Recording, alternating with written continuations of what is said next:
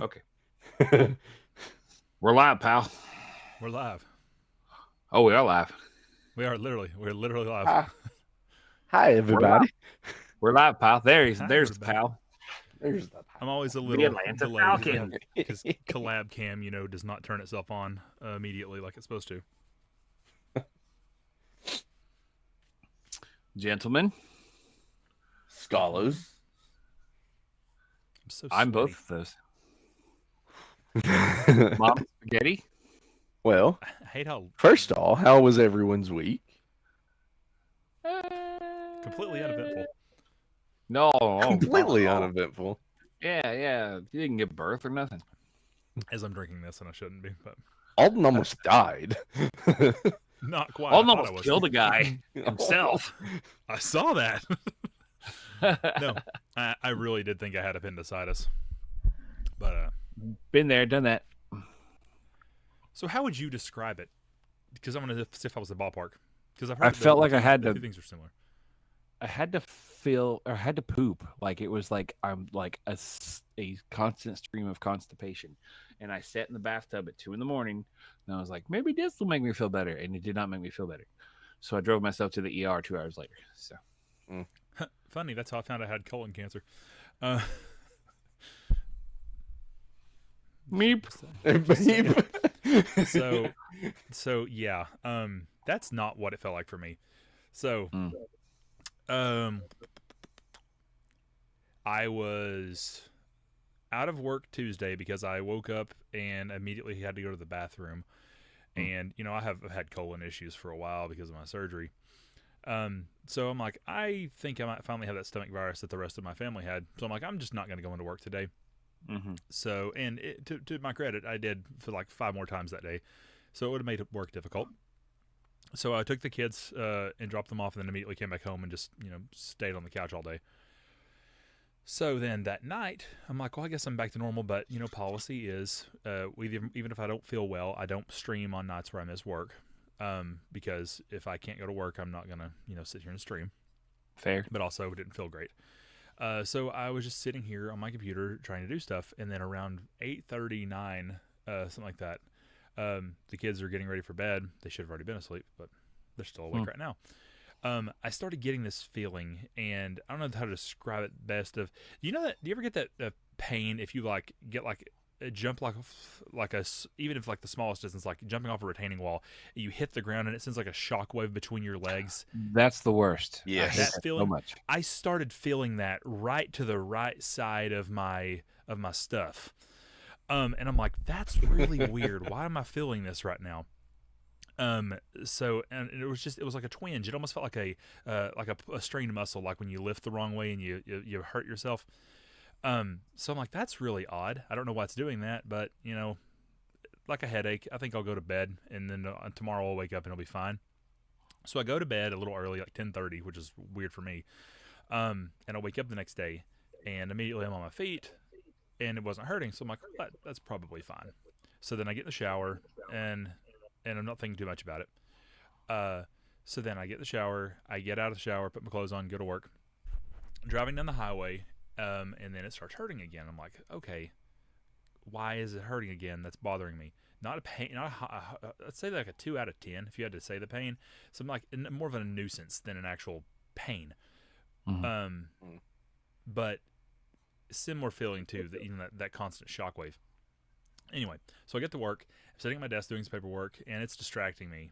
And I'm like, okay, I'm going to urgent care after work. This sucks. This is annoying. I want to find out what's wrong with it. I don't understand it. So I'm sitting there. Every day, my morning goes pretty much the same way. Around 9 o'clock, I finish my first bottle of water and get another one. Around 10 o'clock, I go to the bathroom. And then around 11 o'clock, I eat some peanut butter, and that's my lunch. And I eat it early, so then as soon as noon hits, I can go and try to do like a full hour walk around, either inside or around the city, depending on the weather. 11 o'clock hits, and I stand up to walk to the front, and immediately this intense stabbing pain hits my lower right abdomen, probably a little lower than the navel, but like directly in the center. Or not the center, the right side. And it hits me. I'm like, oh, that's new. That's weird. What's that mean? And I've always heard when you have appendicitis, it usually starts around the middle and kind of like swirls around to the right side. I was like, oh God, is it appendicitis? And for 2 weeks, I'd been having these weird little twinges all over my gut in different places. The left side, I've been having that for 2 years. I've had multiple CTs. I've had colonoscopies. They've never could figure it out. It's just a weird pain I have. But the right one, I've never had any pain before. And I'm like, that really freaks me out. But also, I have liver issues, and I suspect I have gallbladder issues. Those are more up here, but I'm still like, it's your gut. Gut's weird. So I'm like freaking out about that. So it's like 10:45, 11 o'clock, and I'm sitting there, and I'm like, it must not be that bad. I start to walk back to my desk, and I go, and my eyes cross, and they go back in my head. And even my supervisor, everyone looks at me like, you okay? I'm like, I don't think so. And I sit down at my desk. I am pouring sweat out of my face. I'm going cross-eyed like this. I'm shaking. I'm trying to call my wife. I can't call her. My supervisor does it because I can't even pick up my phone. I haven't even done my daily rec for the money I took in. I can't. I can barely get to my computer to clock out. I'm like, I'm going to the ER. And like, do we need to call an ambulance? I'm like, no, I can't afford it. So my friend, bless his heart, not to dox myself, but we work in a building, and the building we work in, they have I don't want to say a priority system. They have a wait list to park there. You can work there and not be able to park there. It's really stupid. So if you can't park there, you have to park like a block and a half, 2 blocks away in another garage. He is a newer employee, so he has to park there. He's not on the list yet to get here. He runs 2 blocks to his car just to come back and take me to the hospital. Wow. And I didn't even think about it until he was back in 5 minutes. And I thought about that. I'm like, did you run? He's like, yeah. I'm like, That's Usain Bolt. I'm like, you're awesome. He the real MVP.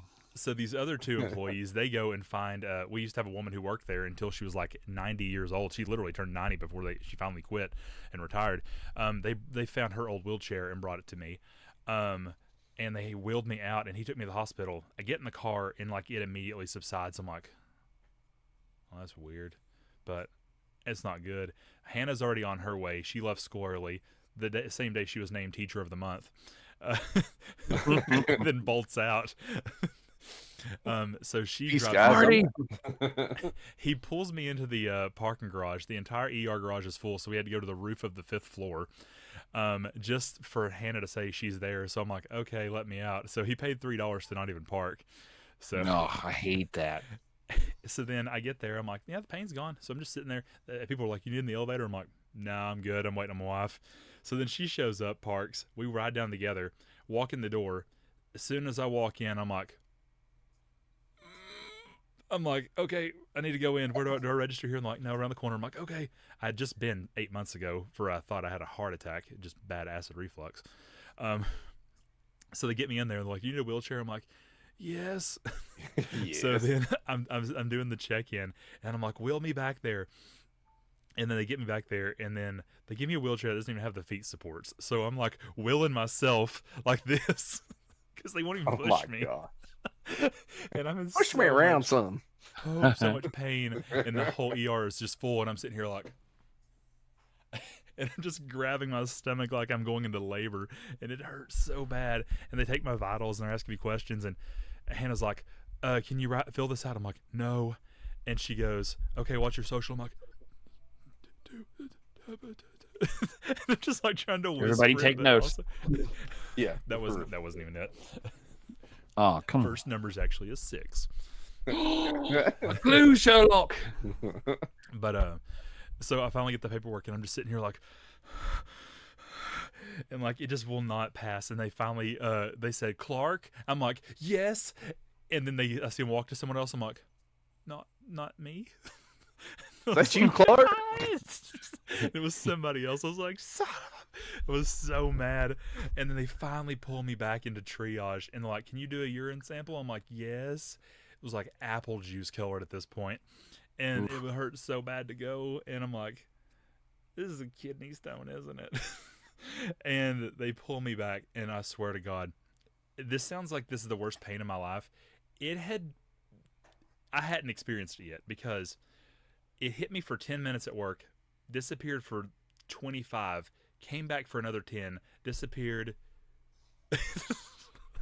for like 5 minutes, and it just kept the increments like labor contractions. It just kept getting closer until by the time they sat me in triage, didn't go away anymore. It was there. It would not leave anymore. And I'm sitting here. I'm in a wheelchair. My legs are sprawled out like this. I'm about to lie down on the floor. There's no bed in the triage. I'm sitting in there and just shaking. And the doctor's like, "You look really clammy." I'm like, "Huh?" And like I'm so pale. My arms are like my arms. You know that when you go and run for like 30 minutes and your whole body looks like you could like just peel a film of sweat off of you. My whole body was like that. Me. And Hannah's got like these cloths on my neck, or they're paper towels, but whatever. And like just trying to keep me cool, and I'm just like, it hurts so There's bad. that one photo that you shared where you're looking back like a puppy dog that had been. Did you see what I posted? Like, I was trying to find the picture that you found earlier that week that we had our major screw up. And I was like, I've seen that face before. I can't stress to you completely how much pain it was. The doctor finally comes in and she goes, "We're going to give you some medicine." And I'm like, okay. So they get the IV in my arm, and the first thing hits my mind is, oh God, please don't let this be one of those times. So I have a very bad habit of being dehydrated, which is crazy because I drink like 5 of these a day, and this is like a 20-ounce bottle. Yeah, this is blood. But every freaking time I go to get crappy wet paper towels in the bathroom, I every time I go to get blood, I have one vein right here. The phlebotomists can almost always get it, or they can never get it.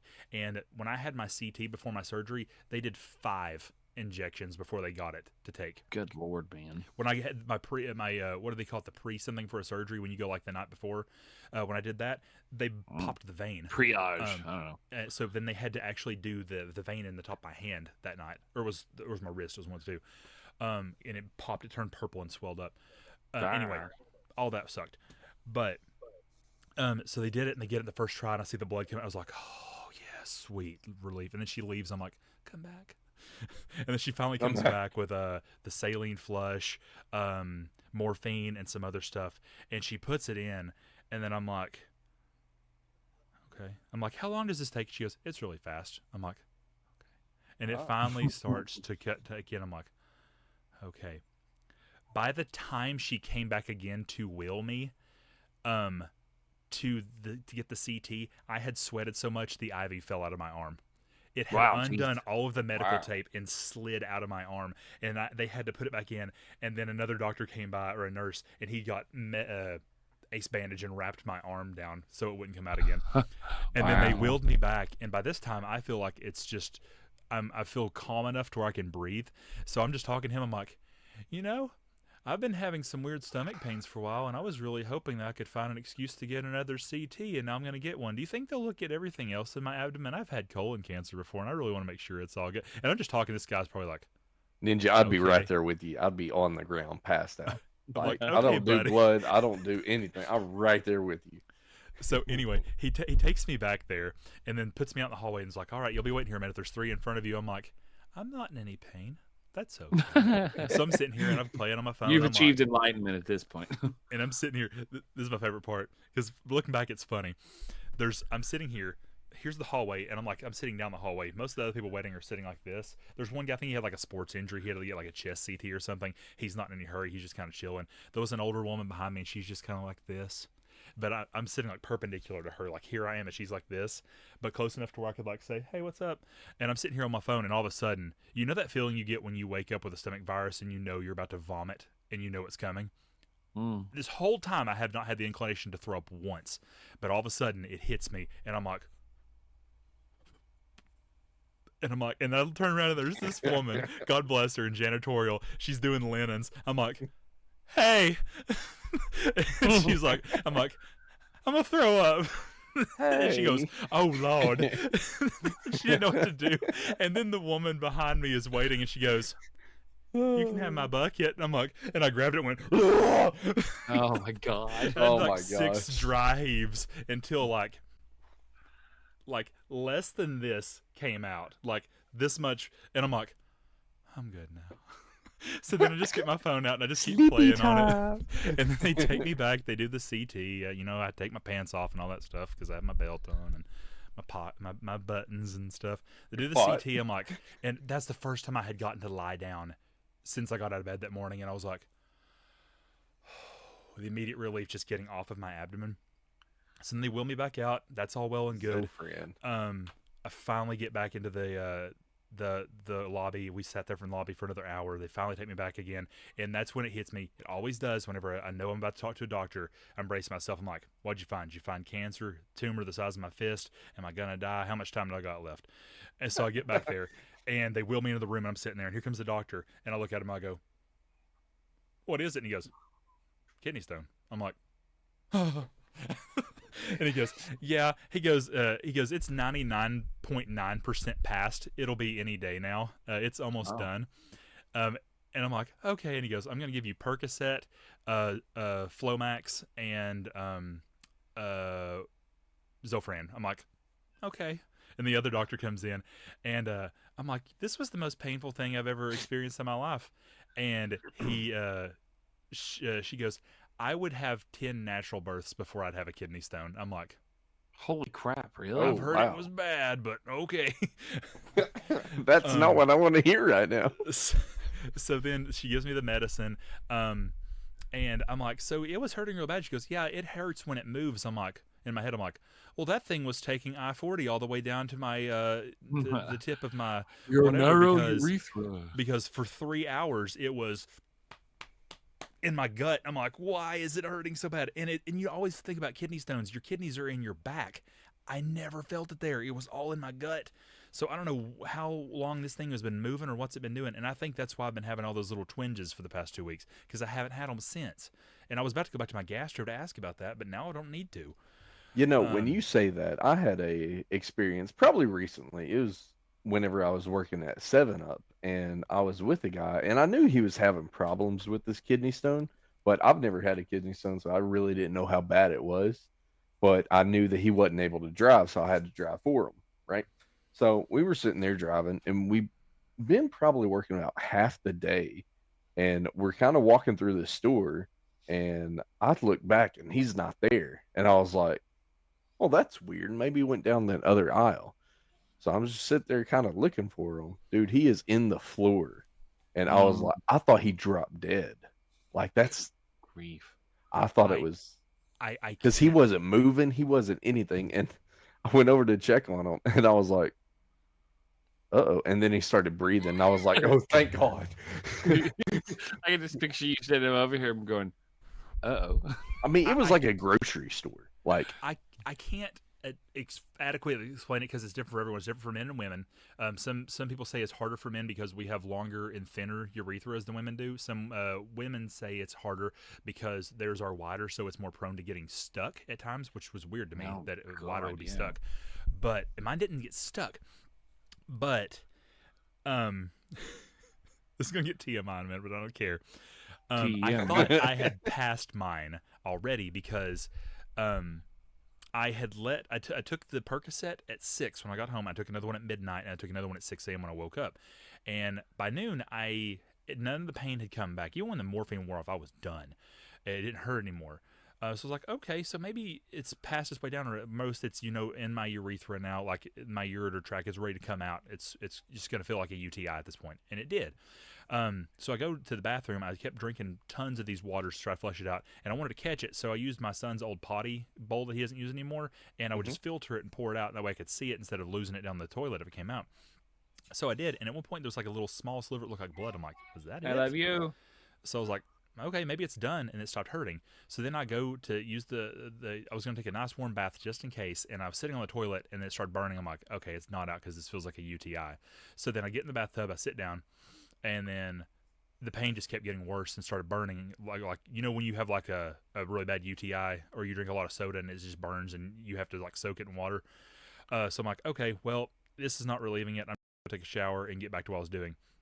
So I go take a shower, and I'm like, hold on, I'm gonna try something.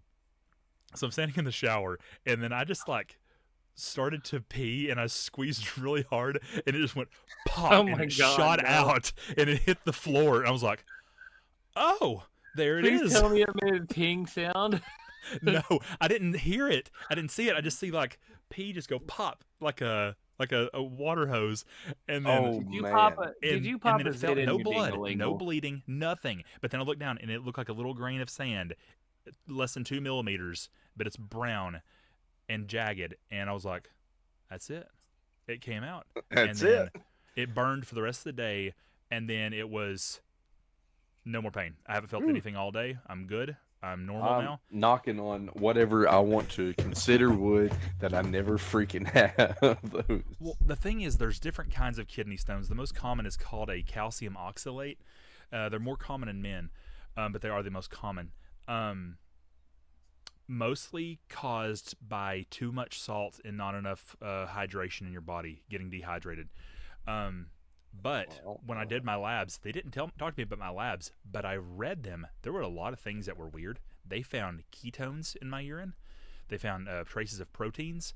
And there's this thing called the anion gap, and it's not supposed to go any higher than about 12 is the rating. Sometimes it can go up to 16. Mine was at 18, which is not good. And I was reading about it because I haven't had a doctor talk to me about it yet. A lot of things can cause it. Really common to people who have diabetes. I know you've probably seen commercials called talking about something called ketoacidosis. Mm-hmm. That's what Ben. I'm not diabetic, but the anion gap was high, and it was almost high last time I went to the ER.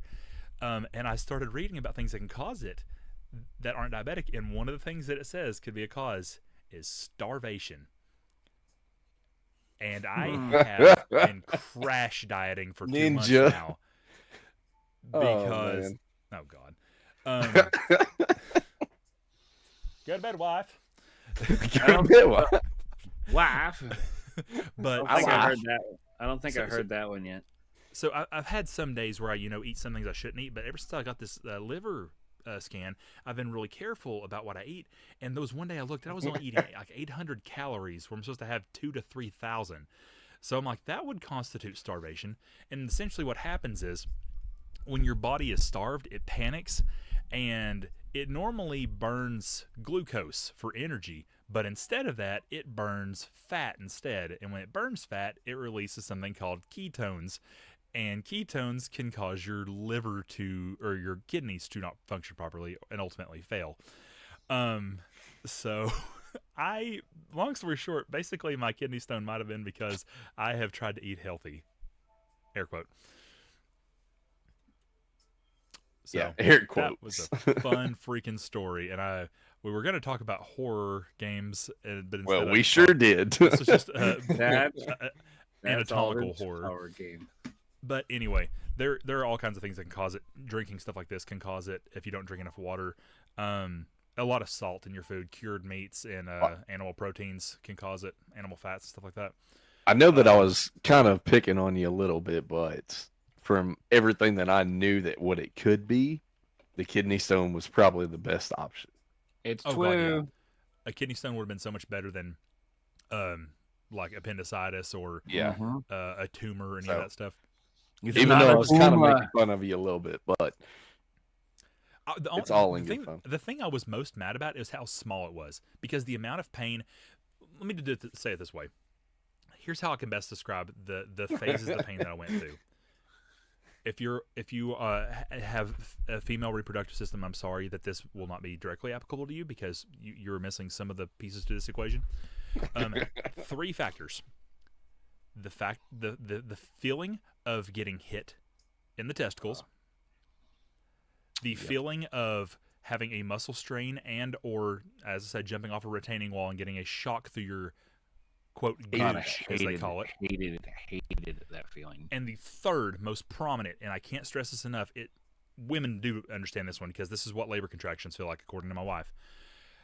Have you ever been like sitting the wrong way or laying down, and all of a sudden, like, you stretch your leg out the wrong way and you immediately get a Charlie horse or a muscle spasm in the back of your calf muscle, and you have to flex it?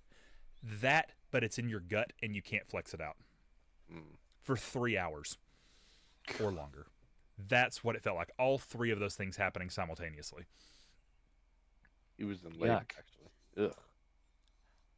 I'll never do it again like it's a trip to Disney World.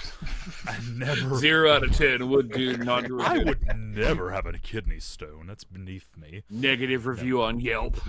Never want to do it again. Oh my God. And just for that, next year you're going to have to. You bet I kept that thing in a plastic bag. It's in a Ziploc bag. You have a little tiny little jar and shaking. I want to put it in a vial. Yeah, you should like wear it like a necklace and like as a trophy. That would be the strangest necklace to carry around with you. No. It'll show the rest of his body. Like, see what happens. See what happens when you mess with the warrior. And not to be patronizing to women, because I don't have to do that, and it's also not Women's Month. I think a lot of women are stronger. Breast Cancer Awareness Month. I will throw that out there. It's also Liver Cancer Awareness Month too. Let's not forget about our liver bros out there. My dad died. I did not know about that one.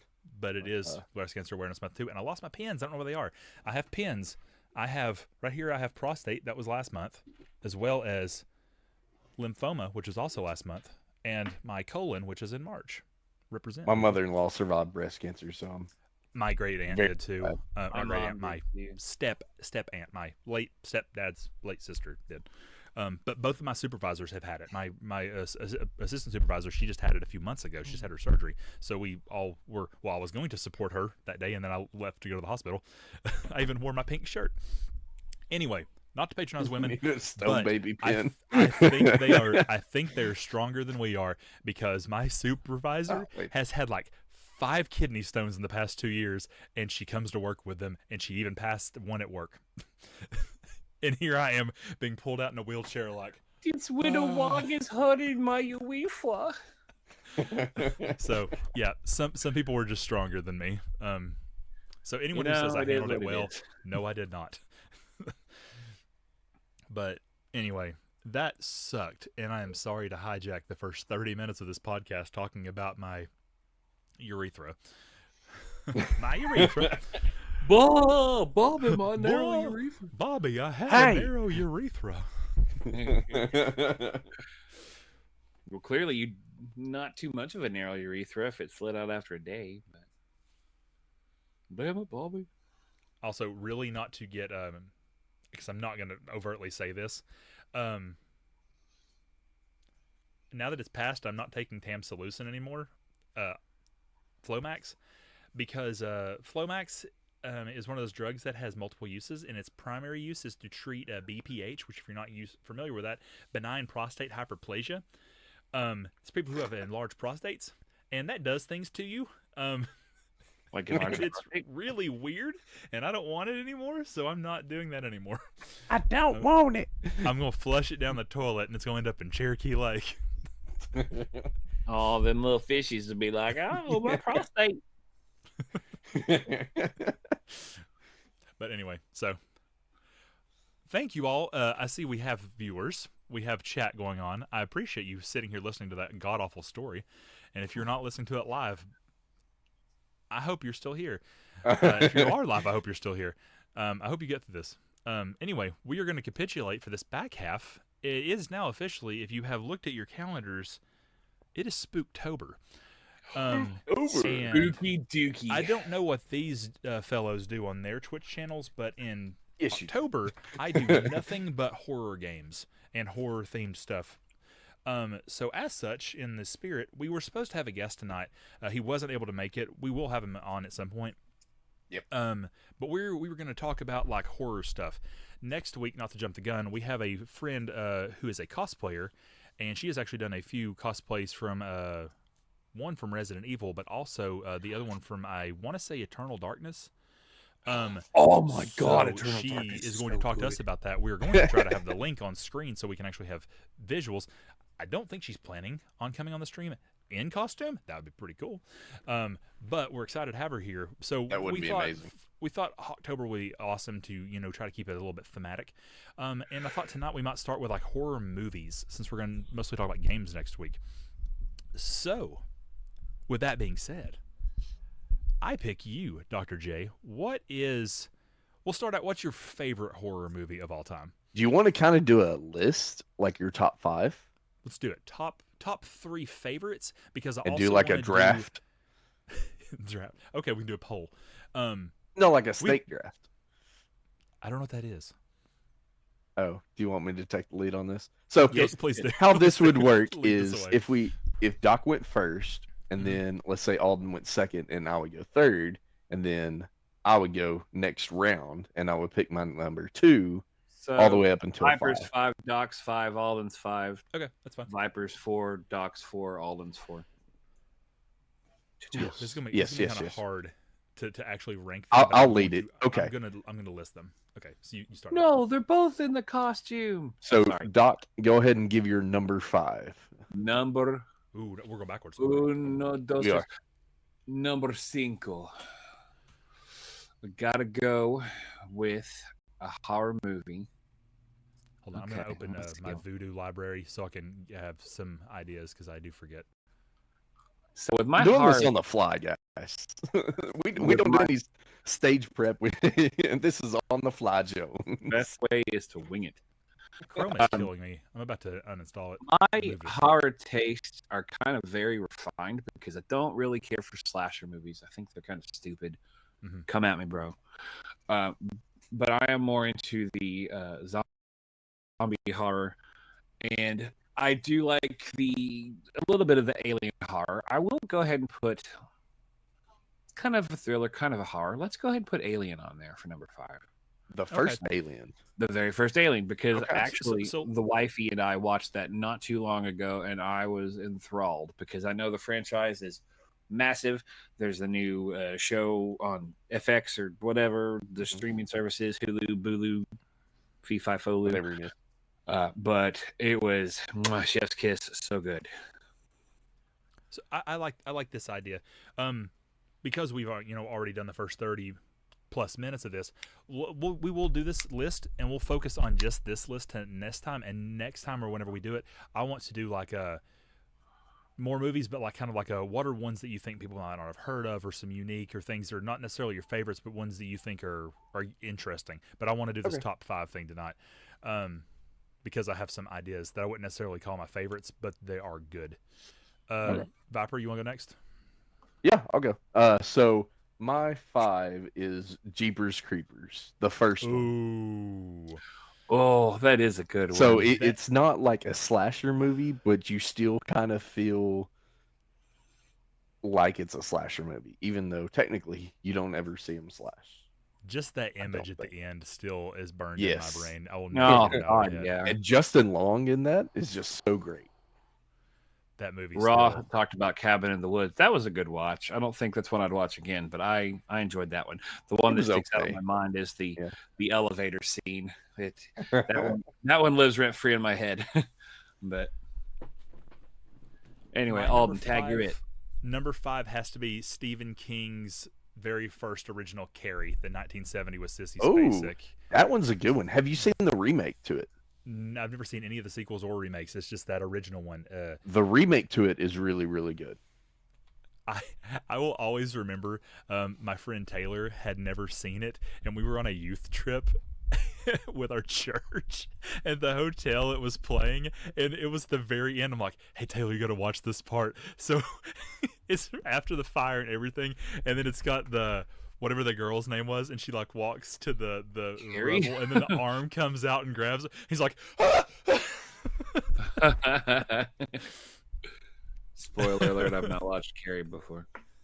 Oh well, it's really good. I would advise you to give it a watch. I know the basic gist of the story, but by the time I would start watching stuff like this is my preface too. I don't really get to. It's hard to watch things that are violent for me nowadays. Like, side note, The Walking Dead kind of ruined that for me. Yeah. It's just a lot. And then with a lot of personal stuff that's happened in my life in the last decade or so, it's kind of made things a little more unappealing to me. But I still have a soft spot in my heart for some things. So, all right. So since we're doing a snake draft, it will be Alden going after your 4. So you get. So how's that work?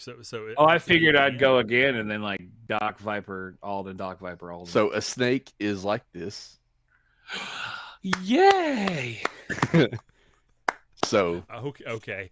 You All tell to me do whose the turn thing. it is, and I'll go when it's my turn. Alden, it's your turn. Number 4.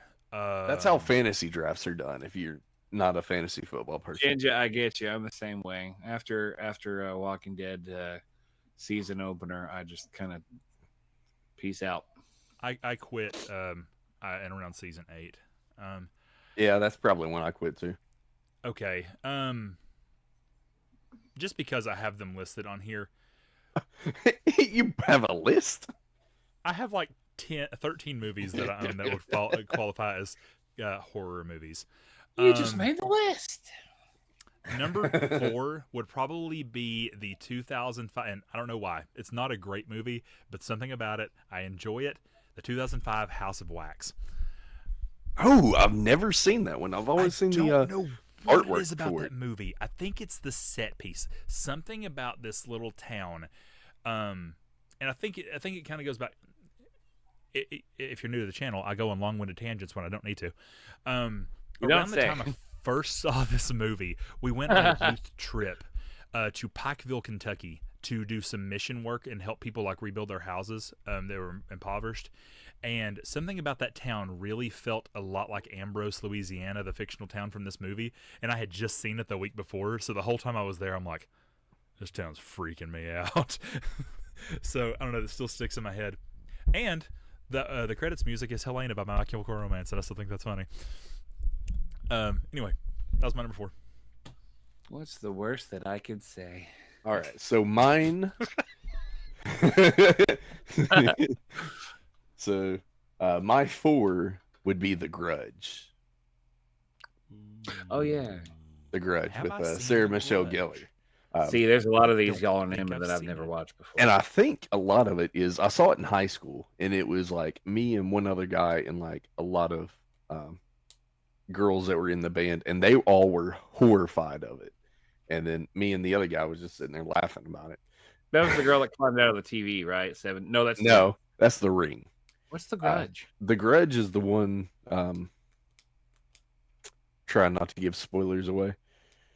Spoil it. 21-year-old movie. If somebody dies with a grudge, that grudge stays around. It's a supernatural. It's very similar to The Ring. Papa John's burnt my pizza, so Papa John's will get cursed. That would be my number 4, just because I had so much fun watching it in theaters in high school. Papa John's was your number 4. Okay. So, Doc, your turn. Number 4.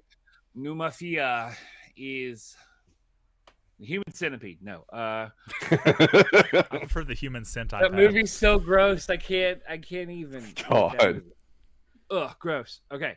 4 for realsies. Let's go to the mall. The mall.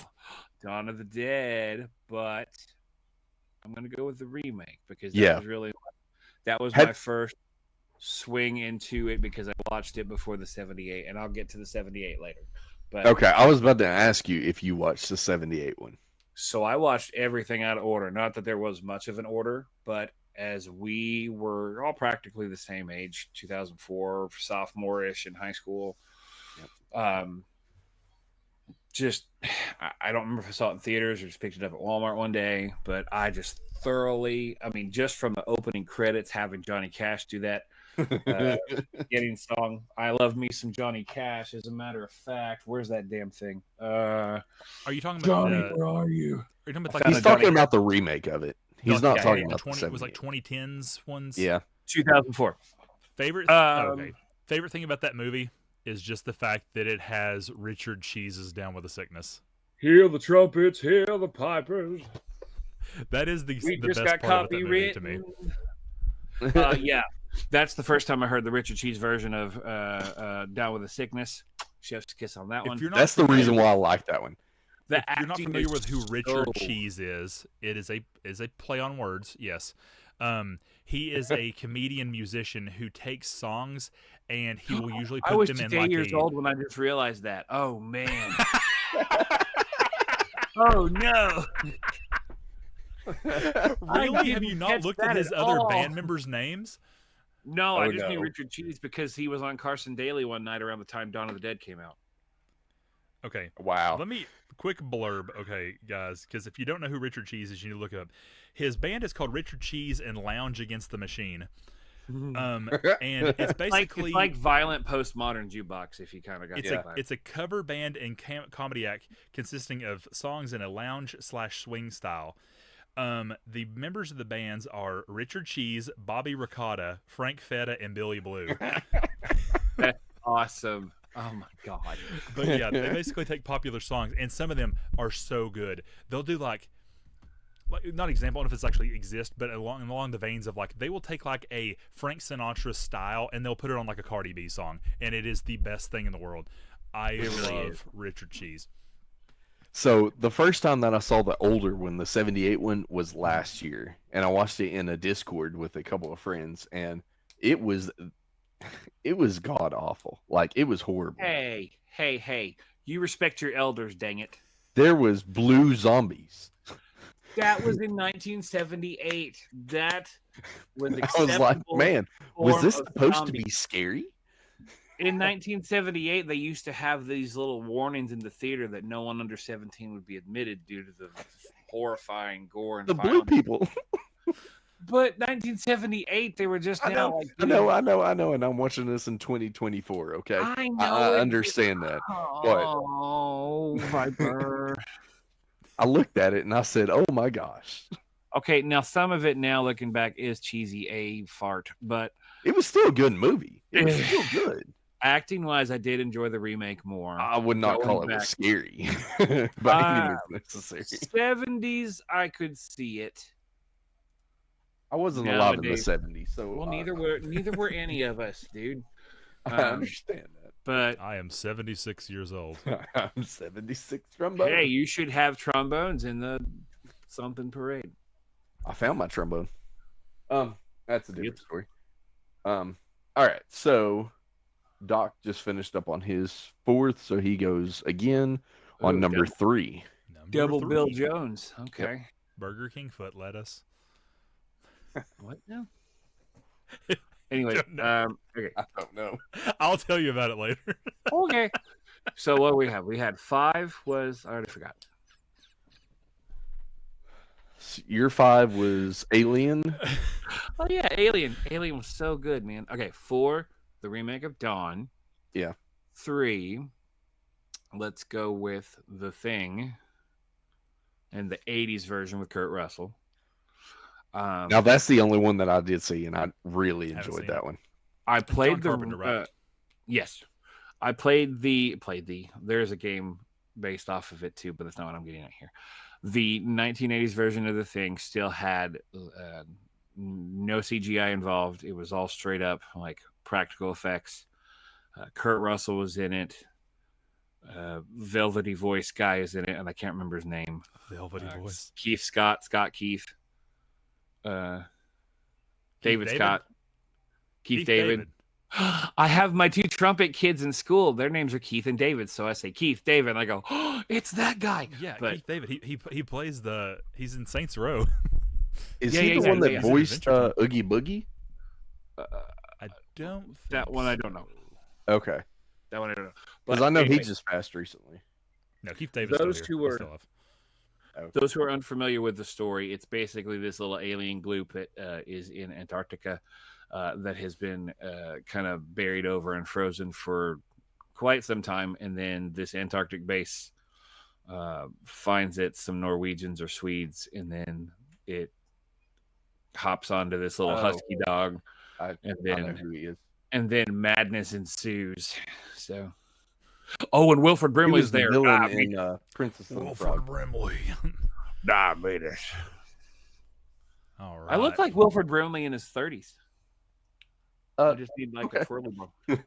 You can be the new Brimley whenever you hit that age. Diabetes. It's more of like a Giles, like Wilford Brimley, and I have diabetes. All right, so my number 3. I'm gonna cheat on number 3. Cheat? Because I'm gonna pick 3 movies. But they're all the same movie. Is it a trilogy? You a lie. It's It. Human Centipede. Oh, okay. So that's, the old 90s and the. To be fair, the one in the 90s was not a movie; it was a limited-run television special. I call it a movie. It is. Smashing. I just like the movie series, so I'm just gonna say it. Yeah. I don't know if I can pick a specific one that is my favorite. Yeah. What was But- the bit Chris the Jericho last two kept don't going that he'd stand point alone, at you so and he'd say, "It." I don't remember. I don't know. you just Dang reminded it. me of something. I I'm don't gonna get to remember it. that one. All right, Tag. my number 3. Yes, you're number 3, and then you go for number 2 again. Controversial pick, Okay. but I like controversial picks. Barbecue there's a lot about this movie that I like that it does right. There's so much that it does wrong, but it's nostalgic and I can still come back to it all the time and watch it. Can't say the same thing about the sequel. It's Silent Hill. I've It never was seen watched it. it in a while. It was the first video game movie that I liked, and I love the series, the game series, so much. The set pieces were amazing. The practical effects were awesome. Like everything in that movie, except for very few things, were all practical effects. All And of you them. had Sean Bean. How can you go wrong? And he didn't. Does it die. follow the games fairly It is well, a or is it loose completely lead. different? So tangent time. It's Okay. a loose adaptation of the first movie with some things changed. One of the biggest is instead of them being about Harry, the main protagonist, it's about a woman named Rose who is basically a Harry surrogate. And I quote, the reason why the director said, paraphrasing, the main character of the movie needs to be a woman because Harry was not much of didn't seem too much like a man. It would be unbelievable for a man to do all that stuff to save a child. Okay. So Harry needs to be a woman, I guess. That's stupid. This man is a dangerous individual, and he's in charge of the next movie coming out. Anyway, but most of the movie was really good. They used all the same music from the series. As a kid, I loved that, but now I kind of feel like it was lazy that I didn't write new music for it. But if you loved the music from the first 4 games, you're set Harry because it's all meets there. Sally. But the set pieces were awesome. The 2 biggest problems I had with it, one, the divergences they did made, because they felt too close to like it was supposed to be the game, but the changes were obviously weird. And the fact that Pyramid Head was in it. Because if you're not familiar with the games, Pyramid Head has no business being in a story about Silent Hill 1. Pyramid Head does not have any business. Rebuttal. Let's go. I'm just sitting back. The Silent Hill Historical Society has that judgment painting gimmick, Schnabitz, whatever. And while Mary and James were in town doing their hootenanny hoedowns, they could have saw that. And then James goes, I really like for that guy to rail me with a sword one day. Therefore, it can come from James's mind, but it could also come from other things too. And it could be like a play on whatever they were doing in Silent Hill, like, oh, he's what's that? Like an executioner kind of thing. So I am on the fence of Pyramid Head can be in more than one thing, but I can also see it being total fan service. Counterpoint. Go. I object.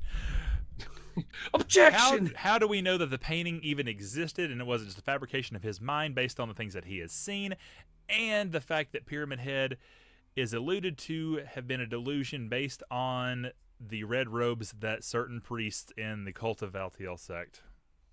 Okay, you lost me. I'm going Cult with of what my Valtiel was in the movie. The second movie, it sucks. It was not called the Cult of Valtiel. Anyway, who knows if Pyramid Head's even based on anything? Or I'm gonna guess all that is like major spoilers. His my name is point Red is- Pyramid Thing. My point actually. is, there is no point for him to be in the first movie just to rip a woman's clothes and skin off and throw it at a door. The fart there isn't. That's all the reason. I would go to a movie to pay $6 in 2006 times to watch a giant 10-foot tall daddy pyramid boy rip all the things off a girl. That being said, it is still cool that nothing about a Pyramid Head was CGI. It was literally all practical effects. They really And that- found a demonic creature and stapled a giant metallic stape on his head. It was a and trained they actor. killed the guy. Who wore, girl. who wore stilted shoes. They basically made a skin flesh suit for him to wear. They made a gigantic helmet and they gave him that sword, and all of that was practical effects, and he wore that around. All of the nurses were actual ballerinas that they hired dancers to do. I do remember hearing that. That's pretty cool. All the only thing that in the whole movie I think that was CGI, besides all like the rust and stuff flaking away, was the cockroaches. That's the only monster that was not a real person. Even the gray children were like kids wearing like costumes doing that crackly thing. That was like all. Now, how do you explain that to a kid? Like, all right, Timmy, time for you to climb in this demonic costume and look like you're trying to assault someone. How do you explain it when you watch a show like It's Always Sunny and they have like little 4-year-olds like swearing? Like, what waiver do you have your parents sign that? I guess some parents just don't care. Anyway, they're just like, show me the money. Number 3 was Silent Hill, because for everything it does wrong, it does a lot of cool stuff right. And if you're a fan of the games, it's worth watching at least once. The sequel sucks. Don't watch it.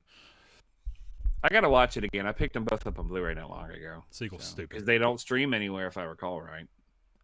How do you make a movie and you have, what's her face? Don't make movies. Is it what's her name from The Matrix? Is her name Trinity? Trinity. Yeah. Carrie-Anne Moss. Carrie-Anne Moss, Kit Harington, Sean Bean. All these people are in the sequel and it sucks. Huh. That's Carrie-Anne Moss playing Heather? No, playing Claudia, the antagonist. Okay. No, Adelaide Clemens is Heather. I think The Matrix is the only thing that I've seen her in. She's She's the girl. in Jessica She's the Jones. girl I know her from Orange Is the New Black. Have you seen Jessica Jones? No. Maybe watch like one Jessica episode. You need to watch it. She's in that. Anyway, okay. Number 2. Yeah, true. Now we're starting to get in some territory here, and I can't. I'm having trouble saying what's number 2 and what's number 1 because they're right there with me. But just because I haven't watched it as much, and it's a slow burn movie, I have to say Session 9. Okay. Have you ever seen Session 9? I have not, but I remember seeing like the posters for it. You're good. It is incredible. If you are if you do not like slow burn movies, and you do not like things kind of have to be drip fed to you and being open to interpretation, it will not be for you. If you're someone who has it's to not watch for me then. stabby, you would not like the movie. But it is dope.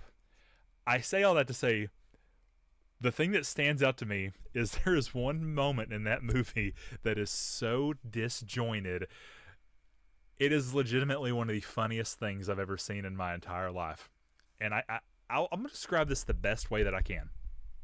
If you're not familiar with the movie Session 9, it is about a team of cleaners who are hired to go and clean their asbestos removal service. It was a real asylum that used to exist. It was called Danvers. I think it was in like Massachusetts or something like that. It was a mental asylum, and they were to do all the asbestos removal before it was demolished. And it was demolished sometime after the movie was filmed. They actually filmed it in the hospital before they tore it down. And that's the whole plot of the movie, is them doing this. But while they're doing it, there's a lot of weird things that are happening, unexplainable things, like almost paranormal. But one of the characters finds this office full of tapes, and they are these tapes of this session of this psychiatric patient. I can't remember what her name was. It was like Mary or something. But there are 9 tapes. That's why it's called Session 9. And throughout the movie, when all these things are happening, it keeps cutting back to him, like listening to these tapes and hearing this person, this psychiatric issue. And the whole movie is like 99% like really what's happening in this movie. And at the very end, it all comes together, and it's like, oh. That being said, and I don't want to spoil this. It's not a spoiler. It's just funny, and I pee myself. I mean, if it's a slow burn, I'm probably not gonna watch it. You have to see this scene. I will find it on YouTube and send it to you later. Okay. There's this one scene where one of the characters goes missing.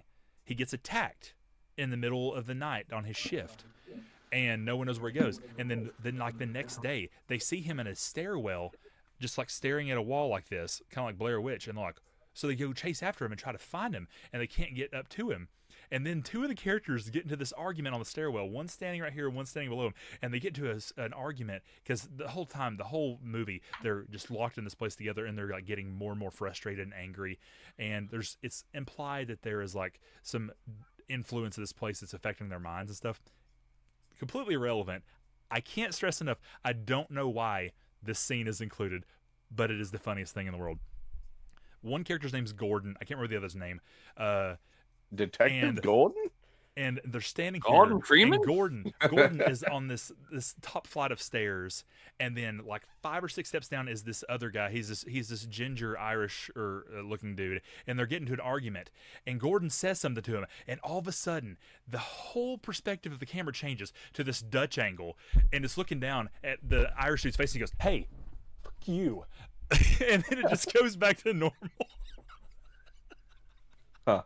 And I can't describe how funny it is that it just changes that angle for 2 seconds to deliver that "fu," and then just completely straight faced after that. And then it's like, was it supposed to be funny?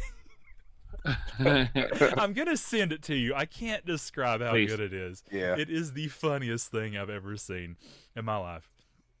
But I don't want to spoil the movie if you haven't seen it. But aside from that hilarious scene, watch it, because the ending and the final line of dialogue in the movie is bone-chilling, and it is incredible. And for Silent Hill fans out there, there is one particular scene. It's actually not a scene, it's the cover art. If you've ever seen the cover of the movie, it is a darkened, red-hued hallway with a wheelchair.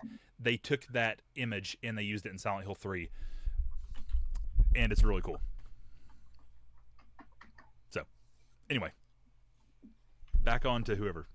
All right, so my number 2, this is going to be a tough one, but I think my number 2 has got to be The Ring. The Ring. The Ring. Ring. Yeah. I mean, it's such a good movie. It's got a lot of mystery and figure things out to solve the mystery. It's really scary. It's got a lot of good special effects. I mean, it's just it's it's great. I thought it was pretty scary the first time I watched it, and I just enjoy it now. But that would be my number 2 pick. All right, on to you, Doc. You get 2 and 1. Sorry, I lied. It's not a Dutch angle, but it's just it cuts to his face and then it zooms in like this, and he says it. So anyway, I found the clip. I'll send it to you later. Continue. Okay. It's third angle. Anyway. Okay. Dos. X. In 1. Dos. Dos. Let's go. Man, there's several I'm leaving off this list here, but yeah, the ones that I most enjoy. And I haven't actually watched this probably around the time since my wife and I started talking and before we started dating. But Viper was actually in the room where it happened. We're all piled in. Yes, yeah. I couldn't think of the. That's such a good movie. I couldn't think of the English title, and I was going to say Wreck because you know record in the brackets. Yeah. But I forgot the title. Thank you for saying that because I almost said Wreck. It is a found camera footage in the style of Cloverfield. I hated Cloverfield. I absolutely hated Cloverfield. I thoroughly enjoyed Cloverfield, but I never did watch the sequel that was not in the same kind of vein. That movie made my head hurt so bad. And I watched it in theaters too, so it just made it way worse. I feel like I did watch that in theaters too. But anyway, those of you who aren't familiar with Quarantine, it is set in an LA apartment complex. And again, as of now, probably haven't watched it in 13 years. But it has based off of a Spanish movie called Record. They have a news reporter kind of bringing you live updates, and it's all like in real time throughout the process of this little outbreak that's going on within the complex to the last moment of the movie. And I can't go into spoilers here, but that is another scene. That is another end game, like any other good horror movie that kind of gets stuck in your brain, like putty or something in your brain for the rest of your life. And that end scene, man, is something. But that's my number 2. Quarantine. All right. Numero uno. And this one might throw a curve because I enjoy it for its horror just as much as I enjoy it for its comedy. And Viper probably Yep, I know exactly what it was. So this I'd be glad I didn't take it. This movie is a spoof movie in the style of Dawn of the Dead, Night of the Living Dead, which almost took this spot. Day of the Dead I watched very late in life, and while it was good, did not top the other two, and that's why I put my Dawn remake in. But number one is Shaun of the Dead. Yep, knew it. Yep. Shaun of the Dead puts together my favorite things about comedy, and I am kind of in the British style. I love kind of slapstick things. There are it's I British. love most of their movies though. Yeah, most of their movies are really funny. And if you don't actually know, the Shaun of the Dead boys, Simon Pegg and Big Boy Joe. I forgot what his actual name Edgar Wright is the director. I can't remember. Nick Frost. There we go. Okay, Simon Pegg, Nick Frost. They had a trilogy of these movies, but they had absolutely no connection to each other other than the fact that in a movie, the main characters eat a cornetto, which is like a British ice cream. So the red cornetto fits in with Shaun of the Dead. The blue cornetto fits in with their police buddy cop movie called Hot Fuzz. Their green cornetto. What's the third one? Green is World's End. I'm not saying that's really good. It's the weakest of the three, I feel, but still absolutely worth a watch. Okay. But back to Shaun. It does fit on every single trope of zombie horror movie and cliche you can ever hit. But the effects in the movie, they have real scenes of that's gross, that's horrific. Yeah. And the gist of it is this. You got red on you. The gist of it is this loser dude who's sitting around in a bar. He just lost her. He's about to lose his girl. Just kind of slumming through every day-to-day life, and totally misses the zombie apocalypse. In particular, there are two scenes. One where he's walking out the door to go and pick up his cornetto or a Diet Coke or whatever. Normal, plain old day. And then like the next day happens, walking through the exact same steps, the exact same scenario, and doesn't notice things like a bloody windshield, dead body laying on the ground, bloody handprints on the cooler door, the dead convenience store clerk coming after you because he thinks he was coming after him because he didn't have the right change for his soda. It culminates with there's foreshadowing from the very start of the movie, and it ends with an assault on a bar owning zombie to the song "Don't Stop Me Now" by Queen, and you cannot top that. It's the best damn thing ever, and that's why it's my favorite. All right. Period. All right, so mine, and I know Doc is already knowing what mine is going to be. If you've been in my chat, I've actually kind of talked about this, but Dead Silence is probably my favorite. Yeah, that's a good one, man.